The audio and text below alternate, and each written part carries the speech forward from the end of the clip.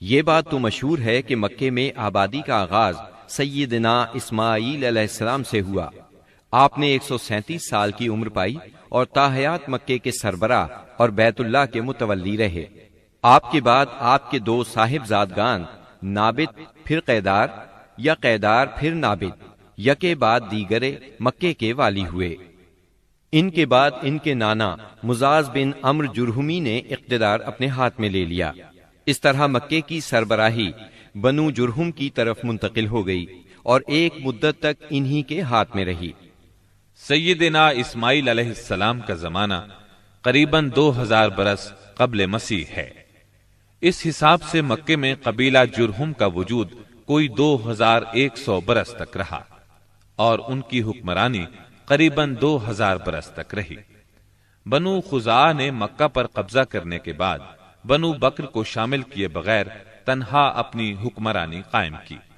البتہ 3 اہم اور امتیازی منصب مضری قبائل کے حصے میں آئے۔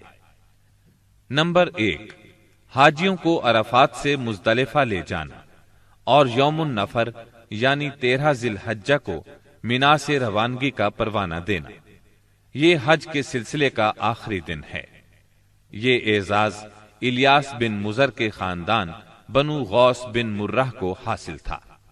یہ صوفہ کہلاتے تھے۔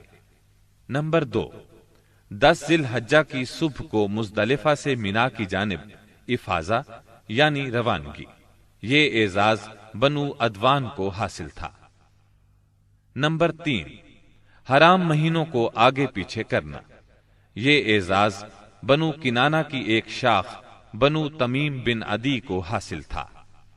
مکہ معظمہ پر بنو خزاعہ کا اقتدار کوئی 300 برس تک قائم رہا۔ یہی زمانہ تھا جب ادنانی قبائل مکے اور حجاز سے نکل کر نجد، عراق کے اطراف اور بحرین وغیرہ میں پھیلے اور مکے کے اطراف میں قریش کی صرف چند شاخیں باقی رہیں، مگر مکے کی حکومت اور بیت اللہ کی تولیت میں ان کا کوئی حصہ نہ تھا، یہاں تک کہ قصی بن کلاب کا دور آیا۔ قصی نے مکے کا بندوبست اس طرح کیا کہ قریش کو مکے کے اطراف سے بلا کر پورا شہر ان پر تقسیم کر دیا اور ہر خاندان کا ٹھکانہ مقرر کر دیا۔ البتہ مہینے آگے پیچھے کرنے والوں کو نیز آل صفوان، بنو ادوان اور بنو مرہ بن عوف کو ان کے مناصب پر برقرار رکھا، کیونکہ قصی سمجھتا تھا کہ یہ بھی دین ہے، اس میں رد و بدل کرنا درست نہیں۔ قصی کا ایک کارنامہ یہ بھی ہے کہ اس نے حرم کعبہ کے شمال میں دار الندوہ تعمیر کیا۔ اس کا دروازہ مسجد کی طرف تھا۔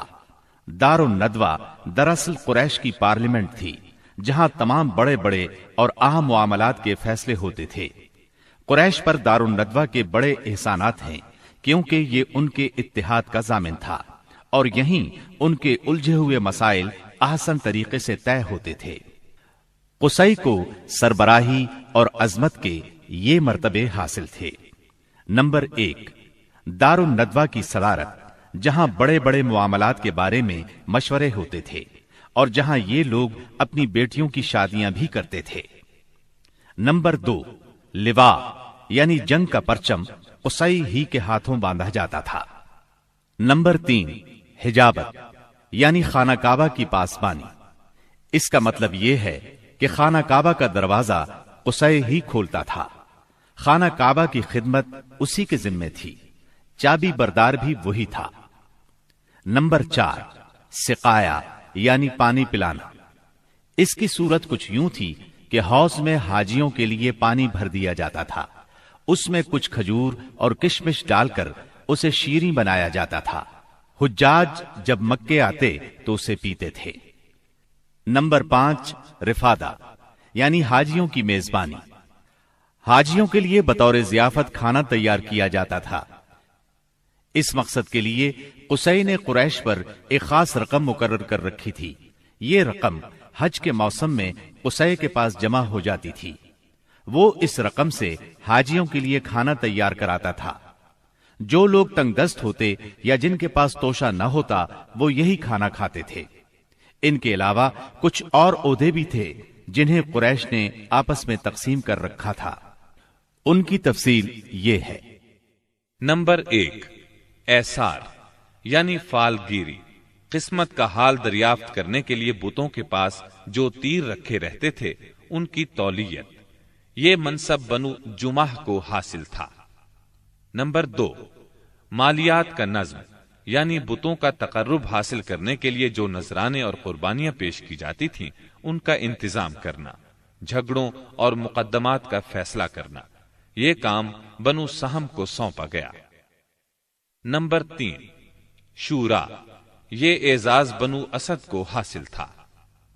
نمبر 4، اشناق یعنی دیت اور جرمانوں کا نظم، اس منصب پر بنو تیم فائز تھے۔ نمبر 5، عقاب یعنی قومی پرچم اٹھانا، یہ بنو امیہ کا کام تھا۔ نمبر 6، قبہ یعنی فوجی کیمپ کا انتظام اور شاہ سواروں کی قیادت، یہ کام بنو مخزوم کے حصے میں آیا تھا۔ نمبر 7، سفارت، یہ منصب بنو عدی کا تھا۔ ہم قحطانی اور عدنانی قبائل کے وطن چھوڑنے کا ذکر کر چکے ہیں۔ ان قبائل میں سرداری نظام رائج تھا، قبیلے خود اپنا سردار مقرر کرتے تھے۔ قبائلی سرداروں کا درجہ اپنی قوم میں بادشاہوں جیسا تھا۔ قبیلہ صلح اور جنگ میں بہرحال اپنے سردار کے فیصلے کا پابند ہوتا تھا۔ سردار کو وہی اقتدار اور اختیارات حاصل تھے جو کسی بادشاہ کو ہوا کرتے ہیں۔